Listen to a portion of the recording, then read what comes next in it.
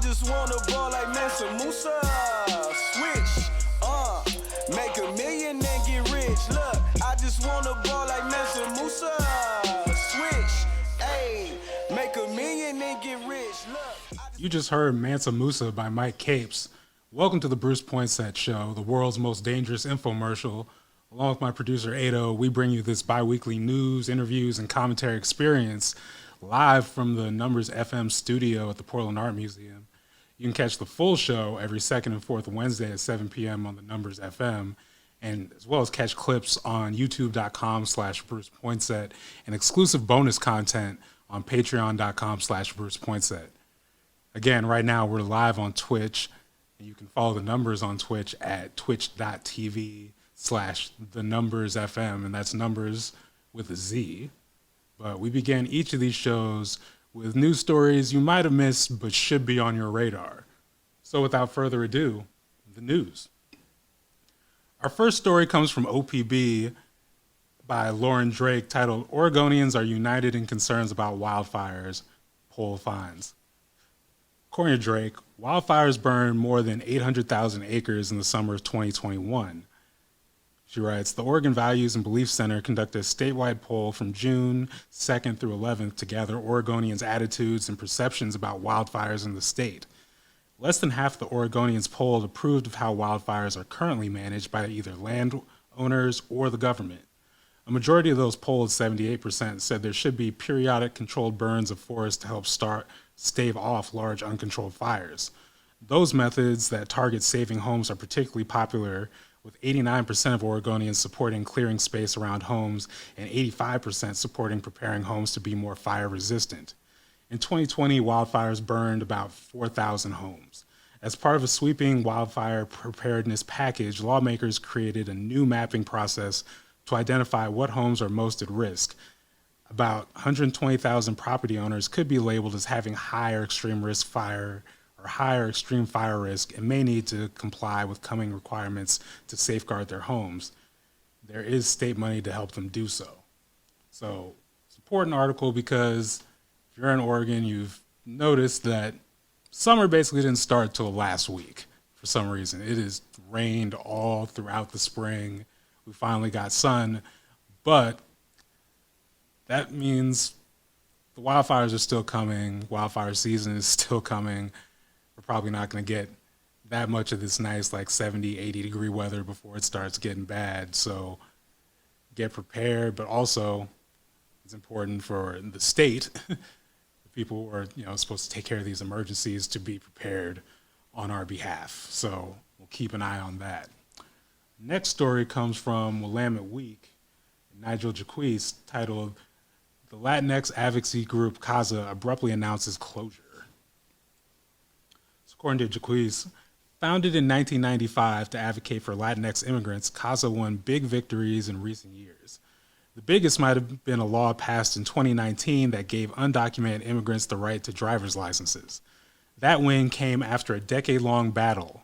KAZA also worked across the state to cement 17 sanctuary city agreements in 2017 and in 2018 helped defeat ballot measure 105, which would have abolished the state's sanctuary law. In its most recent tax return filed in July 2020 for the 2019 tax year, the nonprofit reported revenues of just under $1.2 million and an operating surplus of $54,000. It also held $550,000 in net assets in the form of cash and savings accounts. It's unknown how much KAZA's financial condition deteriorated since then, but the board said it would spend down the organization's remaining reserves on severance for employees.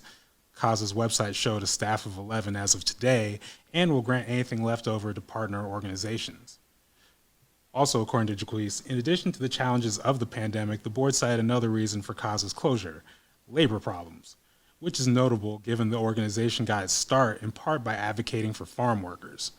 Communications Workers of America Local 7901 organized KAZA workers in March 2020. The newly formed union and management have been at a stalemate ever since. In an open letter last fall seeking public support, the KAZA union accused management of, quote, union-busting tactics and reported it had filed an unfair labor practices complaint with the National Labor Relations Board. So I picked out this story because we often talk about the nonprofit industrial complex in Oregon, and a lot of times what we take for granted is the nuts and bolts of this work. And there's a lot of organizations that are, they're not anywhere close to multiple decades of work, but when it comes to hiring in between, when it comes to our labor practices, when it comes down to the cost of doing this work that is very important, it's more than just having a good idea and having some dedicated people. And I think a story like this, when you talk about an immigration organization that has had major victories, it's been here since 1995, and it was not immune to the things that can often take these organizations down. So when we're doing this work, when we're doing this organizing work, it is important, it's essential really to, again, it's not just the spirit of the work, but also having those nuts and bolts, those details, having everything together to keep things sustainable. So our next story comes from Street Roots and is titled, "Police No Arrest Won't Fix Homelessness. They Keep Arresting People Anyway" by Melissa Lewis. Lewis writes, "Over the last decade, rent grew twice as fast in Portland as the rest of the country, and the estimated number of people experiencing homelessness increased by nearly 30%. Arrest data from Portland and 5 other major cities shows that the neighborhood outcry is fueling the vast criminalization of the homeless for largely nonviolent violations. According to an analysis by Reveal from the Center for Investigative Reporting, it's a phenomenon that is generating unaffordable fines for unhoused individuals, sapping police resources, and failing to address the core problems fueling homelessness. A couple of big takeaways from the analysis were, quote, the unhoused are disproportionately arrested, but these arrests are less likely to be for serious crime. Although the homeless population in all cities reviewed was less than 2% of the overall population, they accounted for anywhere from 7% of arrests in Oakland, California, to about half of all arrests in Portland. Unhoused people were less likely to be arrested for violent charges than housed people in every city Reveal examined. The study also found, quote, that unhoused often are in connection with old offenses. Some of the most common offenses reflected particular challenges for someone living outside, failing to appear for court dates and keeping up with the terms of their probation or parole. In more than 40% of the arrests of unhoused people in Portland, the only purpose was to execute a warrant, most often for failing to show up for a court hearing. Unhoused people and their advocates say it's harder for them to get to court dates, and unaffordable penalties just perpetuate the cycle. Lewis also makes a note to talk about alternatives to policing. And she writes, some cities are developing alternatives. In 1989, Eugene, Oregon launched what has become the model for alternatives to policing unhoused people, CAHOOTS, which stands for Crisis Assistance Helping Out on the Streets. The program sends an EMT and a mental health counselor instead of police and began responding 24 hours a day in 2017. In 2019, CAHOOTS responded to 20% of 911 calls in Eugene and Springfield, Oregon, saving the cities an estimated $15 million. And then Lewis also brings us back to street response, which was started more recently, or Portland Street Response, which was more recently started in this city. And she writes, the pilot program started with 1.08 million budget and limited personnel and hours. The program reduced police response to non-emergency welfare checks and dispatches coded as unwanted or suspicious persons, the types that represent the majority of homeless-related calls that police respond to by 27% in its first year, according to new research from Portland State University. Researchers also estimated that if the program had been operating 24 hours a day and citywide, it would have responded to about half of the average 30,000 homeless-related calls for service each year. The City Council voted unanimously this year to expand the program citywide and to approve a budget of $11.5 million across 2 years. The funding comes from a combination of existing general funds, recreational cannabis tax revenue, and revenues from the 2021 American Rescue Plan. So this article just illustrates again how homelessness is criminalized in a variety of ways, most notably here with fines and just penalties that people can't afford to pay for. that are, especially cumbersome when you're dealing with everything else you're dealing with when you're unhoused. So there's like a tax on on a very hard situation to begin with.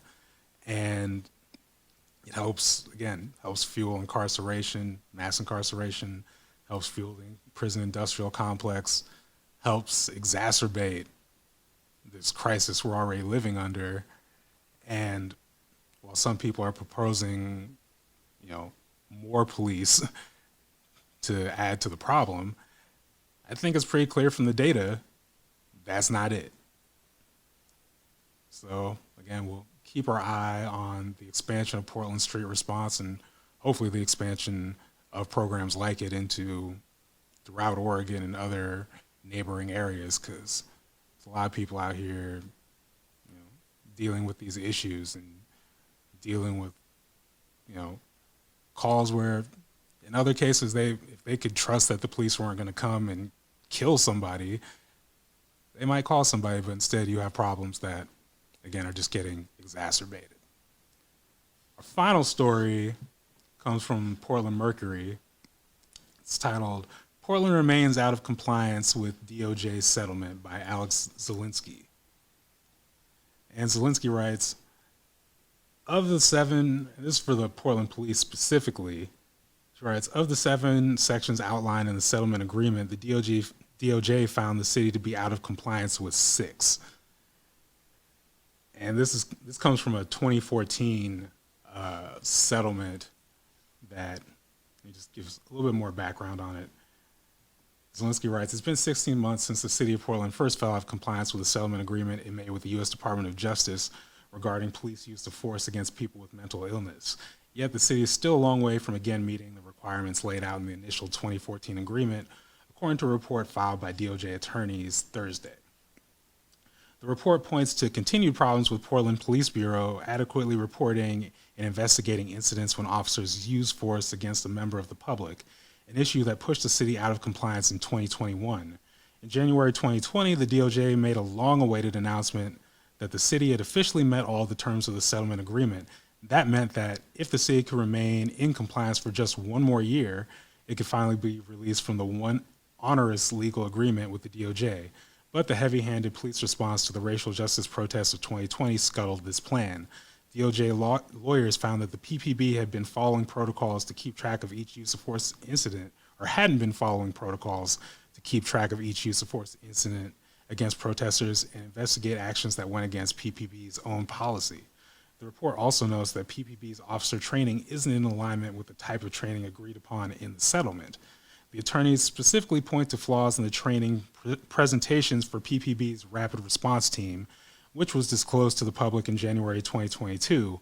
That presentation included an offensive meme mocking protesters and what the DOJ determines to be inaccurate information on the, quote, legal justification of force, unquote, against protesters.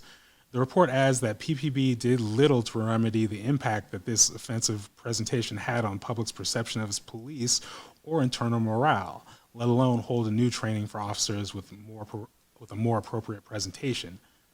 Zielinski also writes, notably, the report finds that the PPB has a, quote, fundamental issue of accountability, unquote, regarding officer misconduct. This is reflected in the way PPB officers did not hold officers accountable for inappropriate uses of force during the 2020 protests, the DOJ attorney writes, instead blaming all problems on members of the public. So, if you were involved or knew people who were involved with the protests in 2020, this is probably not news to you.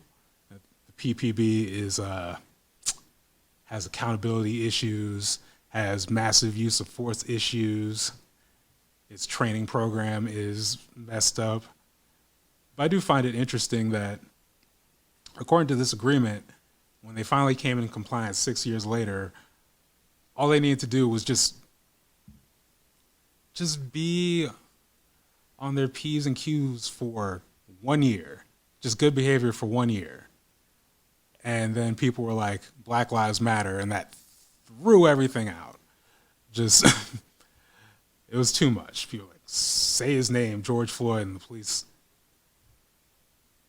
again, could not, in just the 1 year, the one year, everyone putting out, including I'm sure the police department, putting out their Black Lives Matter statements and their diversity statements. But when it came to simply just not beating the crap out of people and not taking accountability for it or holding your police officers accountable, couldn't do it. So here we go again. And as the story kind of alludes to, I don't have any expectations of the PPB taking any accountability after this. I don't have any expectations of them going the other way. I hope I'm wrong, but again, and I'll keep saying on the show, defund the police. Put money towards community, invest in alternative solutions, because clearly this isn't working. And that's the news. The Bruce Poinsette Show will be back after this quick commercial break. The Bruce Poinsette Show is made possible by the support of members at patreon.com/BrucePoinsette. Patreon is a service that allows you to directly support creators like myself through monthly or annual memberships. Become a member for as little as $3 a month and get access to exclusive bonus clips and live discussions. Check out this clip from the page. Are you defending the prequels? Where does your defense end, Bruce? So, you know what? Maybe this might surprise you, but yeah, the whole meal deal. I will defend the prequels, kind of. Again, I also had a disclaimer at the beginning that I would not put money on me if I were betting on this as a viewer, but will I defend the prequels? Yes. If you enjoy this content and believe in the community I'm trying to build, please support by becoming a member at patreon.com/BrucePoinsette. Hey, welcome back to the Bruce Poinsette Show. We do this B block, and as you might be aware, we're kind of a fan of, the nerd culture things. Very true. And right now we're living in a time of the streaming services. We've got almost, it feels like an oversaturation of shows now. Mm-hmm. Well, I'm not even going to say an oversaturation necessarily, because some people I've talked to are like, oh my God, I'm overwhelmed. Miss Marvel and Obi-Wan come out on the same day. What am I going to do? Now me, I used to be an avid watcher of the CW or the Arrowverse.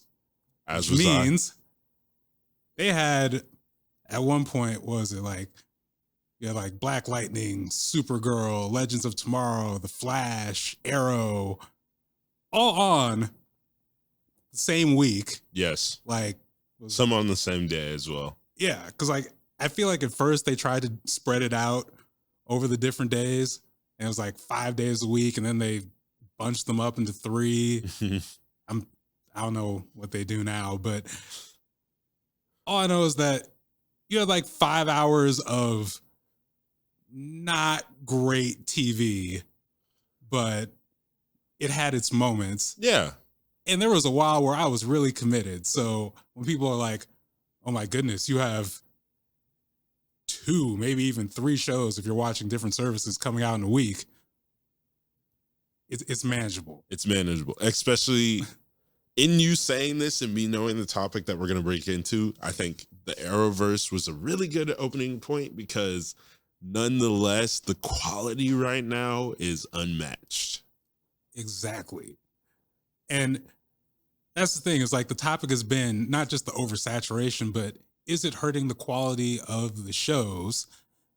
And I feel like we're both kind of in some agreement that it's a bit of a mixed bag. Mm-hmm. You have certain shows like, The Boys, Mm-hmm. or, Harley Quinn, or even now, like, I think Miss Marvel most recently, where they're pretty much like more or less like universally lauded. Yeah. They're doing great things, the but then you also have, and again, my apologies to Ambush, because I didn't mean for it to break out this way, but a lot of DC shows that are go ahead. Very specifically, because DC, like Peacemaker was great. True. Obviously true. we said Harley Quinn. You know, there are others. For example, Titans, where it's like I watch Titans religiously. Don't get me wrong. Yes, but you know, season 3 started out very strong, and then you know, and then the series that really might get me. This commentary might get me banned from the studio, but we're gonna go with it anyway. I have an affinity for Young Justice, but it has come to the point we gotta talk about the writing. We have to. Sorry, Ambush. No, it's about right. I understand. Okay. Like, you know, when I first started watching Young Justice, however many years ago, and I caught up late, like a lot of people, it's like, oh my God, this is amazing. And it was like an extension of, what was it, Justice League Unlimited, and sort of like the last, for those who aren't familiar with Dwayne McDuffie, who was like the architect behind the early DC like animated universe. Yeah, and even before that with the Milestone Comics, specifically like, you know, comic book character, not just comic book characters of color, but like, you know, iconic people like Static. Exactly, like Static, like Icon, Rocket.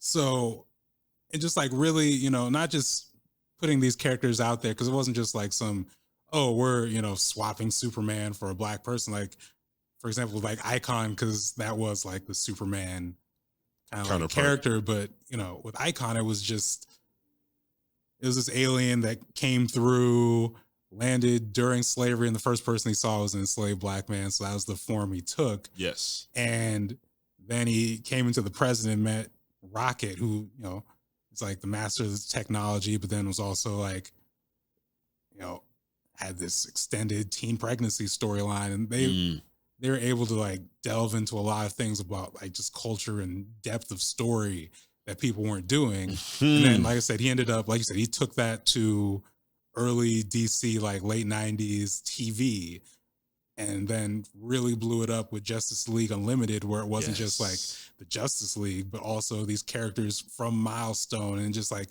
expanded the universe, diversified the universe.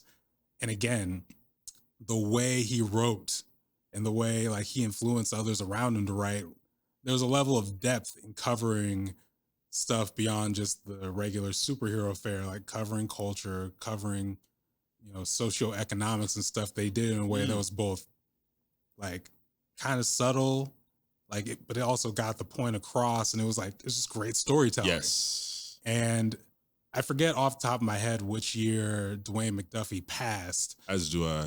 But, you know, he passed unexpectedly, and I want to say like, that'd be like around like 2010. Yeah, I would say around the time Young Justice was coming out is when he passed. I remember seeing a lot about that. Exactly.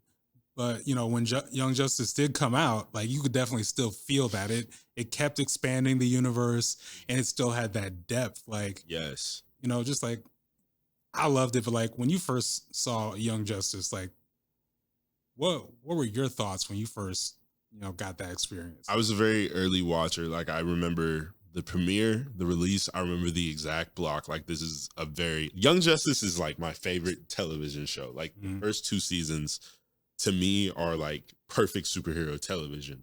I think because I was the target audience when it came out as well, it was kind of life-changing because we were talking about the episode where they do the mission like in the brain where like everything is fake and then all of them die.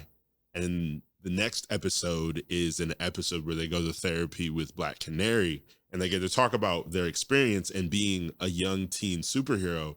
And at the time, like that had never been done. Like Teen Titans was a really good series that told really fun and serious stories, but Young Justice was the first time that we've ever seen teen superheroes looked at as serious as we had seen the adult superheroes looked at. Yeah, I mean, like I said, I came on to, you know, Young Justice much later, like when it was on Netflix, but you know, I was hooked. Yes. And I can't remember if I watched Young Justice before I watched Justice League Unlimited or not. But either way, it was just like, I know they just like fit into each other so well. And like you said, like just the way they handled it with that maturity of the storytelling was just something I was not seeing anywhere else. And it was so refreshing. So now that we have we love this show. We love Young Justice. I feel like we have to preface. That's very, this is a love letter. Very important. We love Young Justice. We want to see the best for it.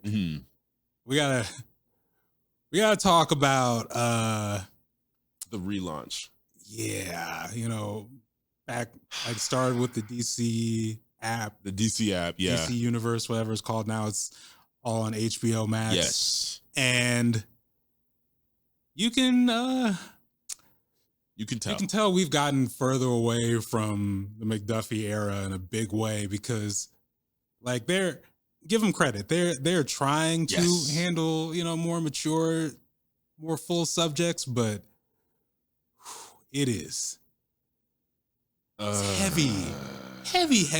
Heavy-handed. Again, you know me. Yes. I love the deep stuff. I love the politics, but like when it's not natural, it feels weird to watch. It was I think even look at some of the character, like here's the thing. I feel like a lot of times as well, there are people who will say like certain things come off as heavy-handed when they're not. But this is one of the cases where like even I look at how they told the story of Miss Martian throughout the first 2 seasons and how it was like almost dealing with the topic of race in such an interesting way. Because like, if you look at it, Miss Martian was a character who was a minority on her planet and then came to our planet and got to choose what she wanted to be and chose to be white.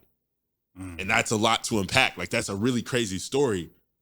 But they weren't like, yes, when I came to Earth, I wanted to be a white woman so that I can experience life on the other side. It was just like, that's just what she did. While with the new series, I feel like they explain all of the moments that have to do with any type of social commentary very clearly. Yeah, in writing the concept, so, you're supposed to show, not tell. Yes. And they do a lot so much of telling. And so they do that. And then my third big gripe, with the writing is just that they have a character Forager who,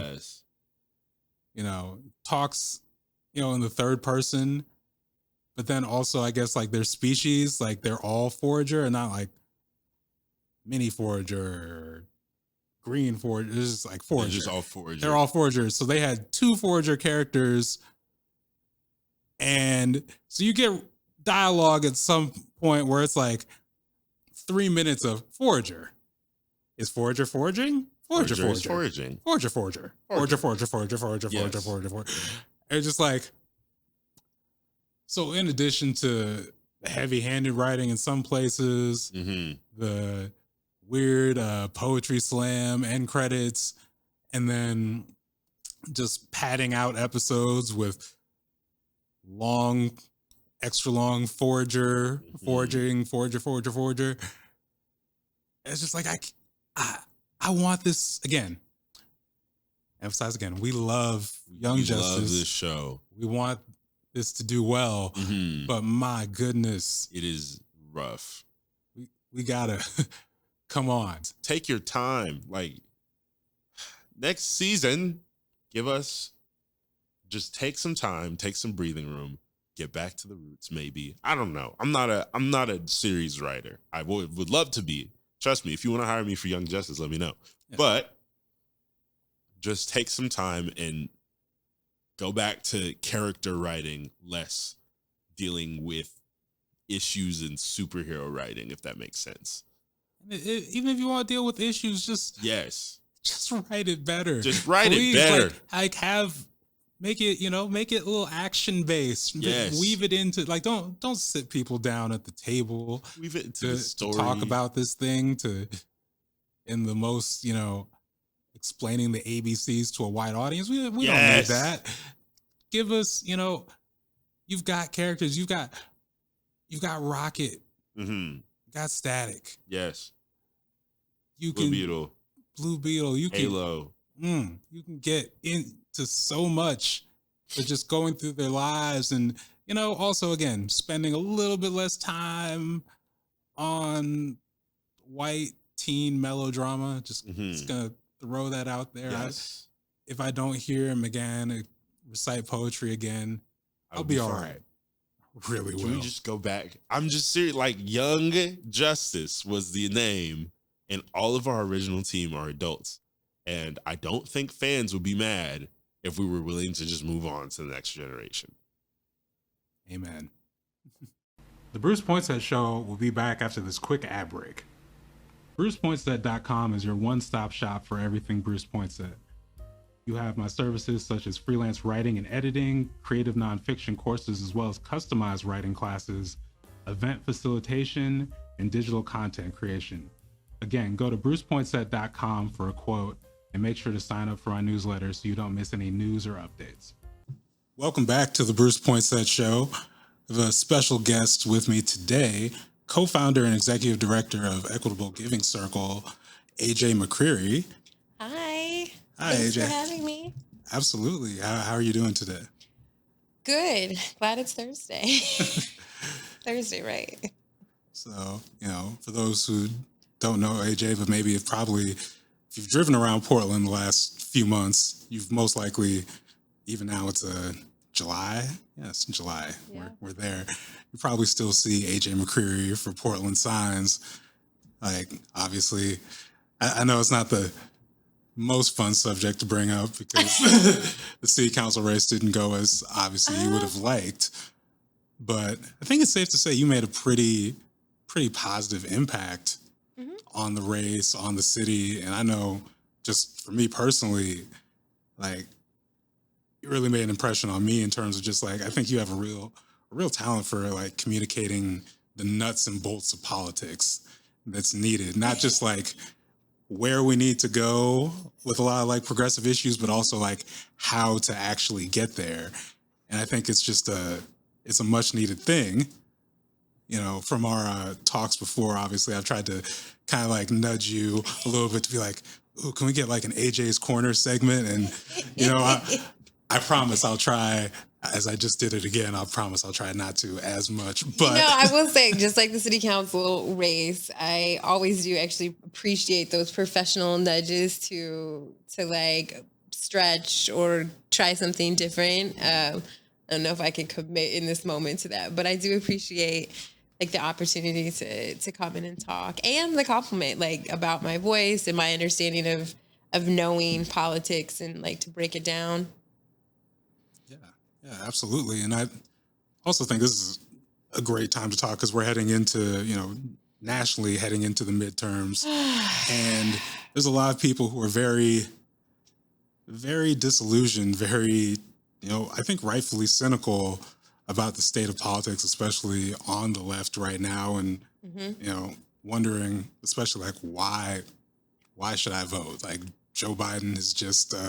Well, Joe Biden is terrible, so we'll just put that out there for everybody to know. He's not doing a great job. I don't think anyone's surprised, though. And we do have to vote. Yeah. Unfortunately. If you just had like a message for people who are kind of in that cynicism right now, like, is there something you might want to impart just to get people, Yeah, I think there's a couple things that I would say. One, we do have a democracy. Let's participate in it. Like, it's critical that we participate in it. Even if we don't believe in the system and we don't agree, we do have to participate. We cannot change anything with just protesting in the street or not participating. Like, a protest vote does nothing except pushes us further into things that we don't agree with. Here in Portland and Oregon, it's not very much effort to vote. Ballots come to our house. You can do your voting literally anywhere in your bed, while eating, while watching a silly movie. You can take it very seriously. The option is yours, but you can do it at the privacy of your home. You can do it on the go in your car. And then you can even just have your mail person pick it up, or drop it off at a ballot box or at the ballot office. So we have a lot of options and ease in that way. So here in Portland, in this very liberal place, there's no excuse for us not to be voting.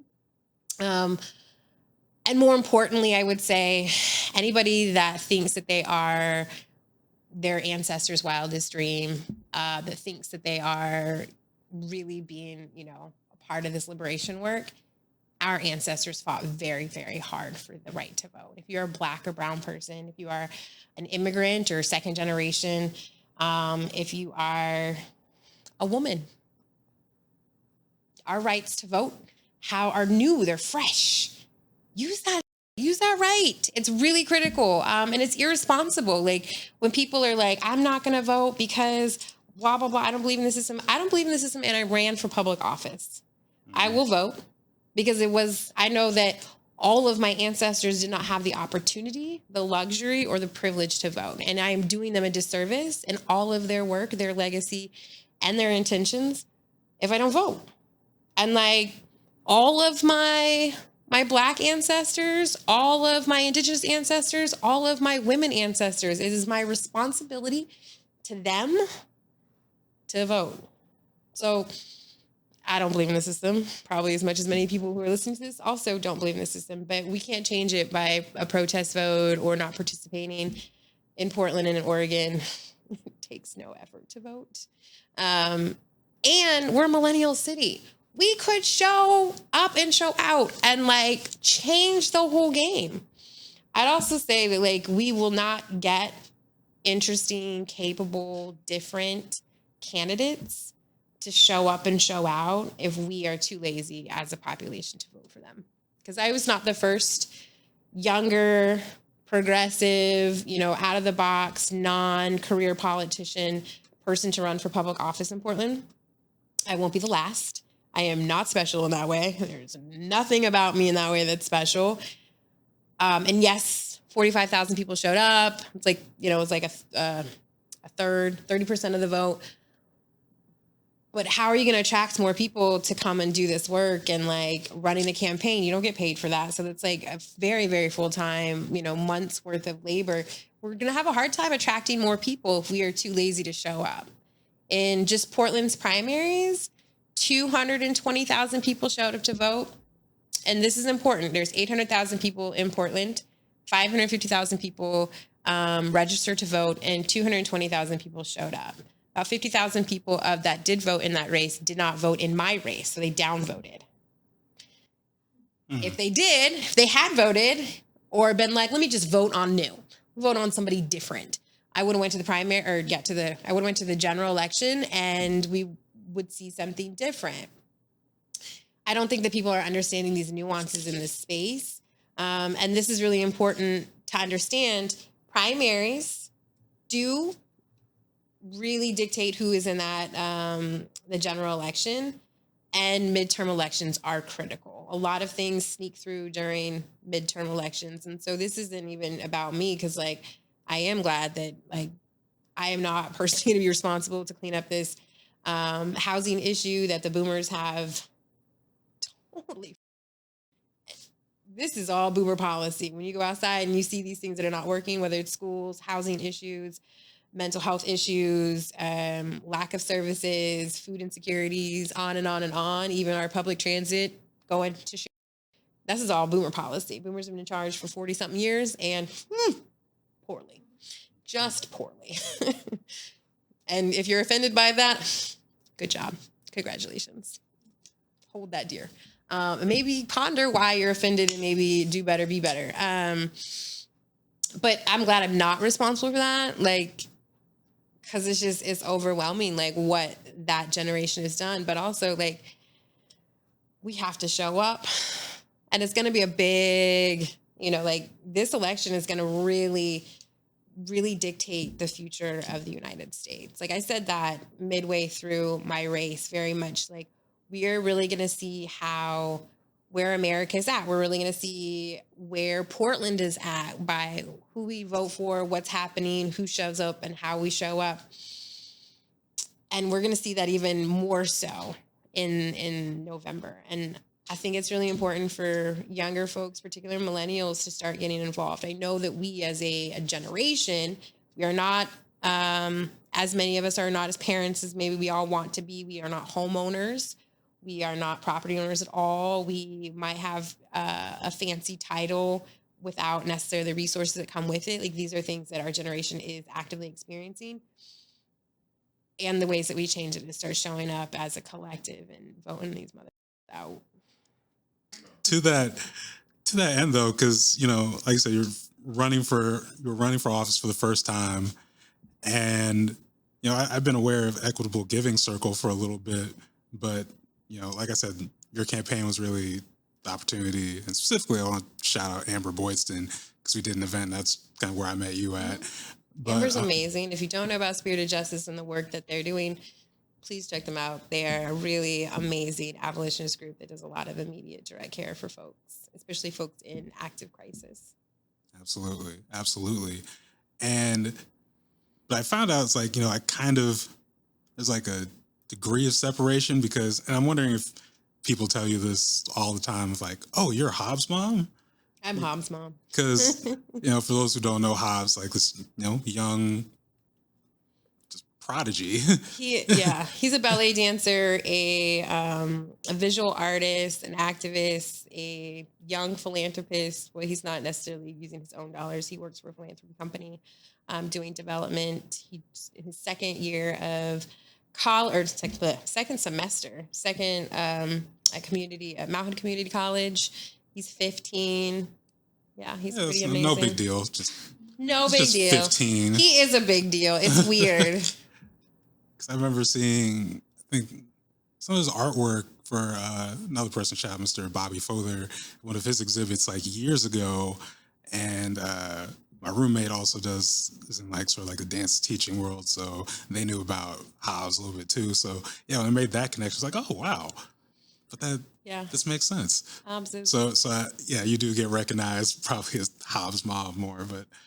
Yeah, it's interesting because people at this point either know me like Hobbs' mom, mutual aid, or activism. And I feel like in a lot of ways, like people, they're often surprised. They're like, wait, oh, you guys are connected? Or they know me through EGC. And then there's people that just know me like because I grew up in Portland.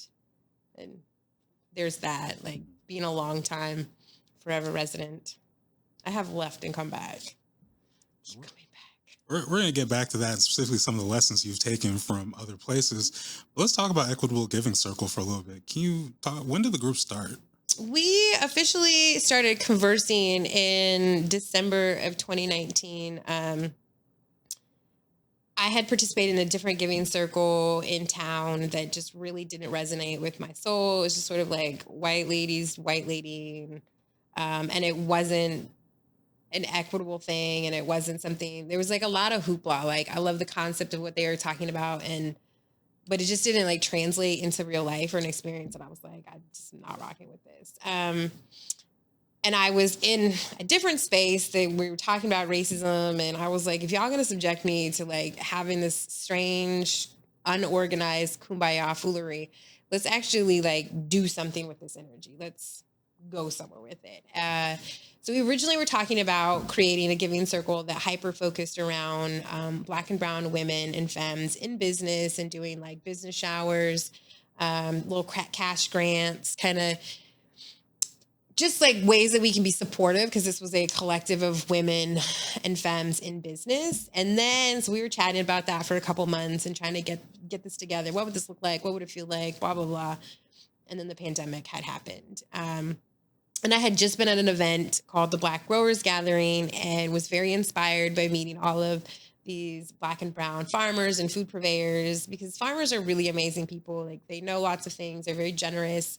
They're just, I don't know, being around farmers is just kind of like reminds me of being a kid at like a field trip. It's just like, oh, I'm going to learn something. You might get a good snack. So I was like, y'all, business, all this things is happening. The pandemic was just about to like pop off. And I proposed to our group, well, let's put this on hold. Let's buy CSA boxes from Black and brown farmers and give them away to Black and brown families who are going to feel this pandemic really hard because the group is also, a lot of us are moms or caregivers of some kind. And so it's like we were all very much, as business-minded people, seeing what is about to happen. Group loved the idea. And we did all the things to launch a fundraiser, and we were going to support 50 families through the summer with summer CSA boxes. And in a week of launching our fundraiser, we'd raised over, it was like $35,000. And people just loved this idea. And being the person I am, and I'm not allowed to go to Vegas, because I was like, let's double down. Let's do 100 boxes. It'll be great. And it was. We easily covered the funds to do 100 boxes for the summer for families. And then from there, it just kind of grew. We got an opportunity to get $350,000 from the city. And then it was just like, it just kind of spiraled. And our goals of supporting just women and femmes in business really changed. So now we're feeding Black and brown families. We feed about a little over 300 through our home delivery. And then also we have a weekly pantry. So today our pantry is happening at Alder Commons. It goes from 10 to 2 every day. So I guess it's about wrapping up right now. But so we just, kind of really got into the weeds doing that food justice work. We work intentionally with Black and brown business owners. So we buy from Black and brown farmers, but like our insurance agent is a Black woman. We have 2 insurance agents. Both of them are Black. We're intentionally working with Black and brown folks in other professional spaces that we need to spend money. Very intentional in that way. So still like at the core doing what we set out to do, but it has taken a different shift. We have a housing program that we're looking for more dollars for. We've put about $200,000 into the community in 3-month rent and mortgage relief grants. And then we also host community events. We have a monthly lunch and learn, a monthly happy hour conversation. And then I host, not every month, but fairly regularly, probably going to like break it down to quarterly, just a conversation about money and economics and what EGC is doing with our money. And then we have large community events. So like we've this season, we've all just kind of like need a little space because we've done so much the last 2 years, but we had a big Mother's Day event, which is like turning into an annual thing. We'll have a large back to school event in August. So we have 3 branches: community wellness, food justice, and housing. And it has grown. We've raised over $5 million in cash and in-kind donations. During the last 5 years, we have served over 25,000 people. Part of our community wellness, inspired by the underground plant trade, we collect plants and give them away to Black and brown people. So that's one of the ways we've served so many people, and people have interacted with us. And at the core of what we do, we are all about like having the best for our community. Black and brown people have been forced to take sort of leftovers or scraps. If you are not aware of the experience people had in chattel slavery, when white people enslaved Black folks as property, part of that experience for people that were enslaved was getting leftovers, getting scraps. And that is a legacy that has carried on through charity work or nonprofit work. And EGC is not about that. So we don't do any expired things. We really do believe in the best. The plants have been a really great way to help like teach people about that like conversation, and really kind of teach the experience of sharing and sharing nice things.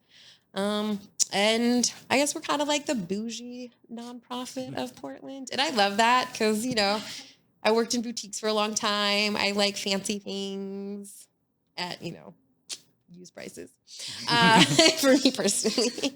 And I want our community to always be reminded that they are valuable and deserve nice things.